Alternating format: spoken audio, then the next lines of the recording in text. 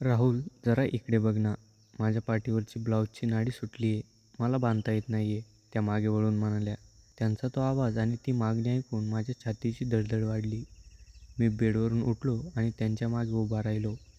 माझे थरथरणारे हात त्यांच्या पाठीला स्पर्श करत होते. माझ्या हाताचा तो स्पर्श जाणवताच वहिनीने एक हलकासा श्वास सोडला आणि त्यांचे डोळे मिटले गेले. मी हळुवारपणे नाडी बांधली, पण तोपर्यंत आमच्या दोघांमधील अंतर खूप कमी झालं होतं. आणि मग माझं नाव राहुल, वय 23, दिसायला उचापुरा, व्यायाम करून कमावलेला बांधा आणि नुकतीच कुठे कॉलेज संपवून वडिलांच्या व्यवसायात हातभार लावण्याला सुरुवात केलेली. घरात मी, माझे आईवडील आणि माझा मोठा भाऊ आनंद. आनंद नावाप्रमाणे स्वभावाने अत्यंत साधा, निष्पाप आणि भोळा. जगाच्या हुशारी, चालाक्या आणि व्यवहारज्ञान या गोष्टी त्याला कधीच समजल्याच नाहीत. तो आपल्या धुंदीत जगणारा एक सरळ माणूस होता. पण नशिबाचा खेळ बघा, अशा साध्या भोळ्या आनंदाच्या आयुष्यात सायली आली, माझी वहिनी. ज्या दिवशी सायली वहिनी पहिल्यांदा लग्न होऊन आमच्या घरात आल्या, त्या दिवशी संपूर्ण गल्ली बघतच राहिली. वहिनीचं सौंदर्य असं होतं की कोणाचीही नजर त्यांच्यावरून हटू नये. गोरापान रंग, टपोरे आणि थोडे बोलके डोळे, लांबसडक काळभोर केस आणि त्यांची चालण्याची ढव अत्यंत नाजकदार होती. त्या जेव्हा पैठणी साडी नेसून नाकात नथ घालून घरात वावरत असत, तेव्हा जणू घरात एखादी अप्सरा आल्यासारखं वाटायचं. त्या केवळ दिसायला सुंदर नव्हत्या, तर सुशिक्षित आणि अत्यंत समजदार होत्या. सुरुवातीला मला खूप आश्चर्य वाटायचं की एवढी देखणी, मॉडर्न आणि हुशार मुलगी माझ्या एवढ्या साध्या भावासोबत कशी संसार करणार. आनंद रात्री लवकर झोपायचा. त्याला संसारातल्या गोष्टी किंवा स्त्रीच्या मनातील नाजूक भावना समजून घेण्याची फारशी समज नव्हती. तो दिवसा कामानिमित्त बाहेर असायचा आणि घरी आला की जेवून शांतपणे झोपी जायचा. पण वहिनी तरुण होत्या. त्यांच्या मनातही आपल्या जोडीदाराबद्दल काही सुप्त इच्छा, स्वप्न आणि प्रेमाच्या भावना होत्या. हळूहळू वहिनींना घरातल्या जबाबदाऱ्या समजू लागल्या आणि त्याहून जास्त त्यांना आनंदाचा स्वभाव समजला. त्यांनी कधीच दादाचा अपमान केला नाही. उलट त्या लहान मुलासारखी त्याची काळजी घ्यायच्या. पण घरात वावरताना त्यांची नजर अनेकदा माझ्यावर येऊन स्थिरत असे, हे माझ्या लक्षात येऊ लागलं होतं.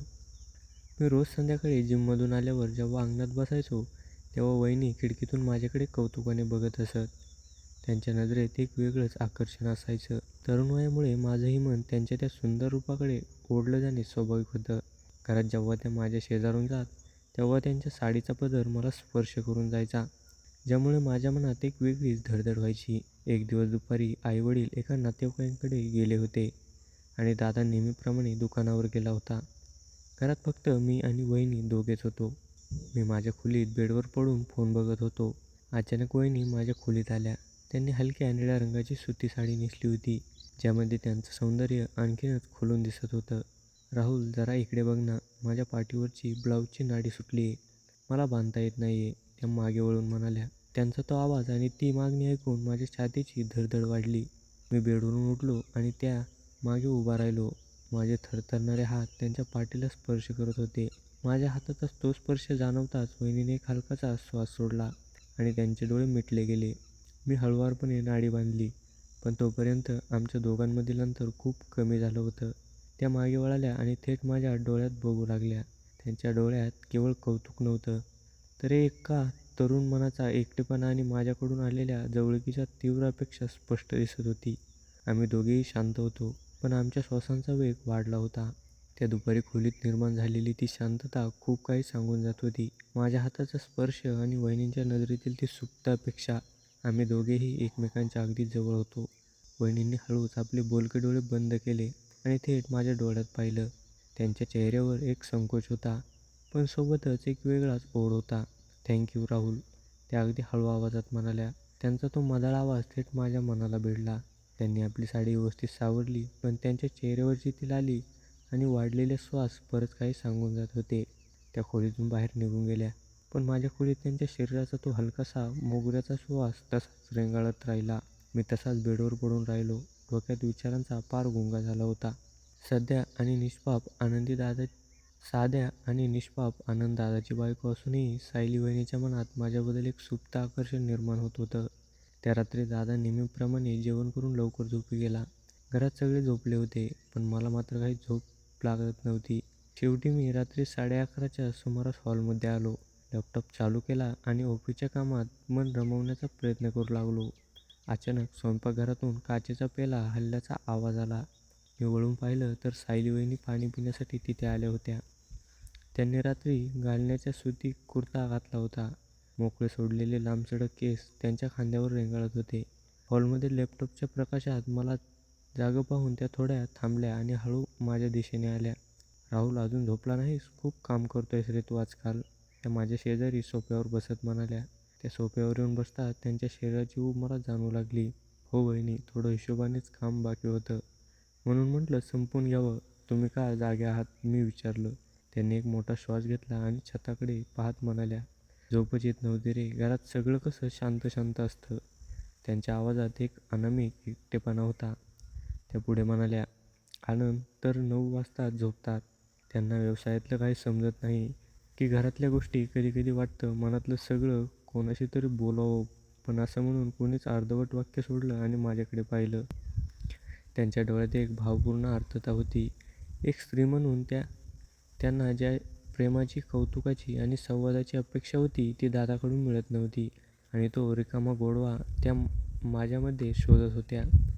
"वहिनी, दादा स्वभावाने खूप सरळ आहे, पण त्याचं तुमच्यावर खूप प्रेम आहे." मी त्यांना समजावण्याचा प्रयत्न केला. माझा शब्द ऐकताच त्यांनी आपला मऊ गोरा हात हळूच माझ्या हातावर ठेवला. त्यांच्या हाताचा तो रेशमी स्पर्श होताच माझ्या अंगावर सरसरून काटा आला.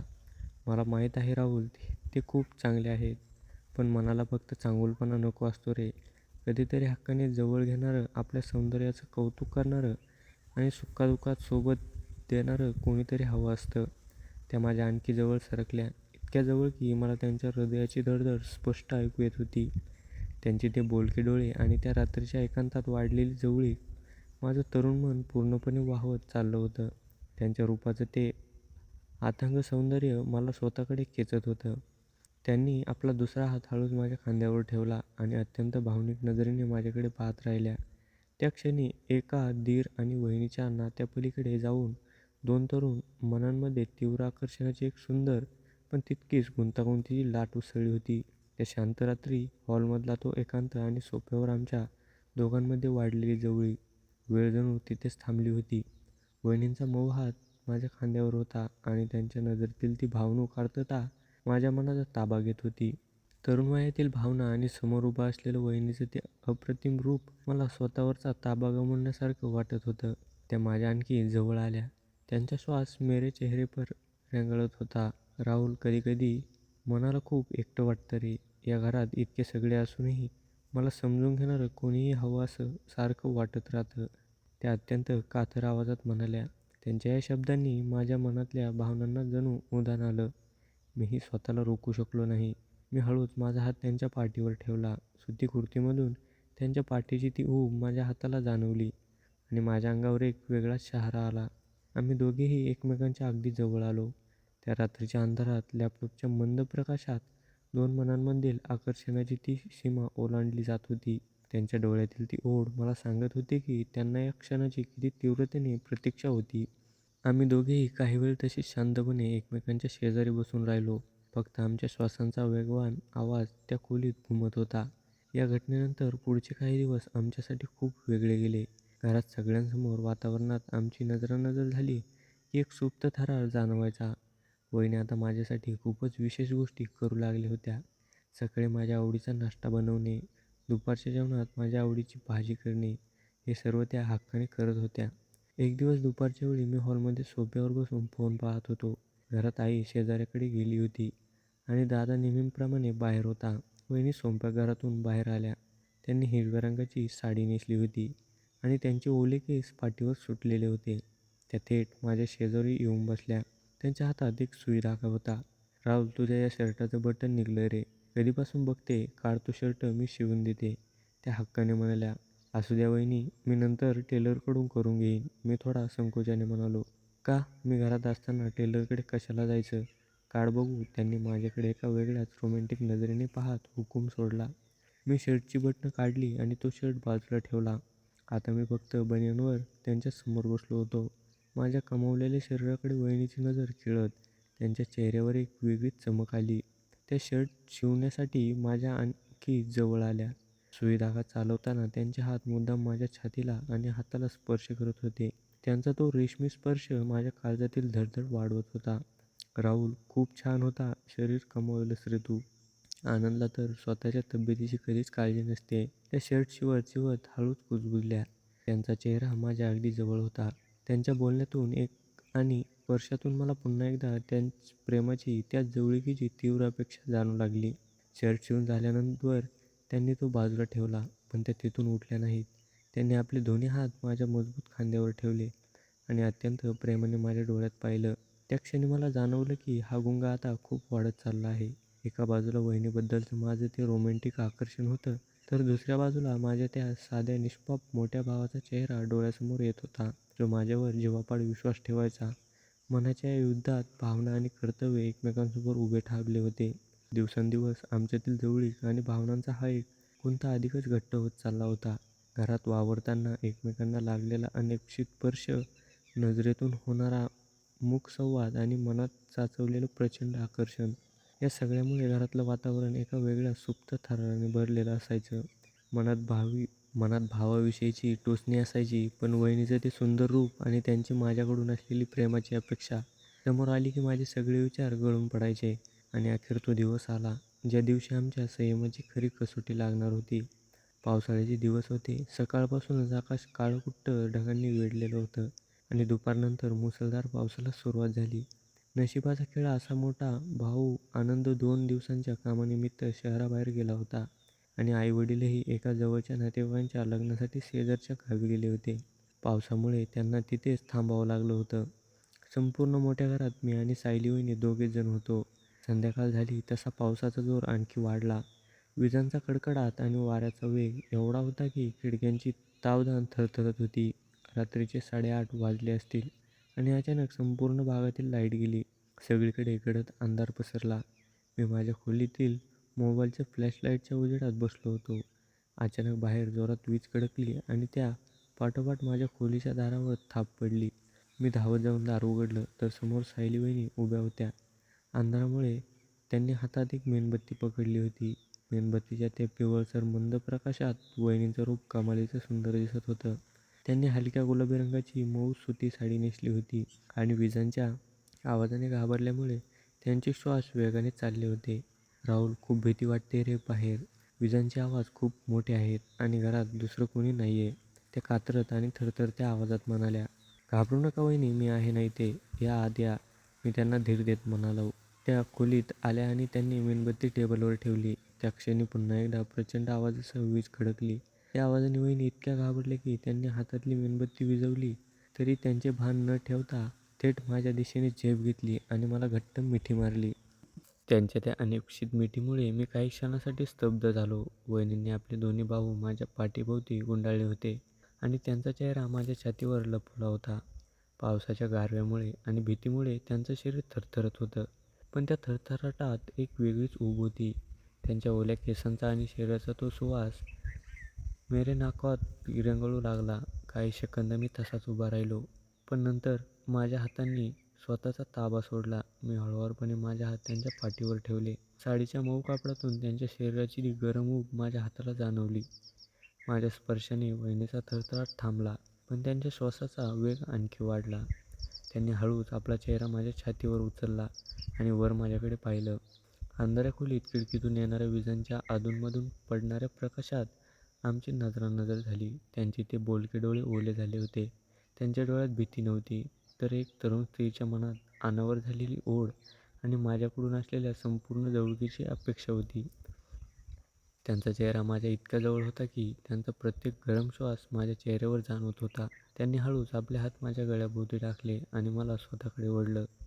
एकांताचा हा क्षण, पावसाची ती रोमॅन्टिक रात्र, माझ्या मनातील आकर्षण उफाळून वर आलं होतं. मी त्यांना आणखी घट्ट जवळ पकडलं. त्या क्षणी वाटलं की आता आमच्यातलं दीर-वहिनीचं नातं संपवून आम्ही दोघे या आकर्षणाच्या प्रवाहात पूर्णपणे वाहून जाऊ. वहिनींनी आपले डोळे मिटवले आणि त्या स्वतःला माझ्या स्वाधीन करायला पूर्णपणे तयार झाल्या. त्यांची जवळीक मला एका वेगळ्याच दुनियेत घेऊन जात होती. पण त्या अंधाऱ्या खोलीत विजांच्या लखलखाटात आणि पावसाच्या गडगडाट वेळ जणू पूर्णपणे थांबली होती. वहिनींनी स्वतःला माझ्या स्वाधीन केलं होतं. त्यांचा चेहरा माझ्या इतक्या जवळ होता की आमच्या दोघांच्या उष्ण श्वासांची एकमेकांना जाणीव होत होती. माझ्या हातांनी त्या पाठीवरची पकड अधिक घट्ट केली. तो क्षण असा होता, जिथे एक लहानशी चूक आमच्या आयुष्यातला एक वेगळाच वळणावर घेऊन जाऊ शकत होती.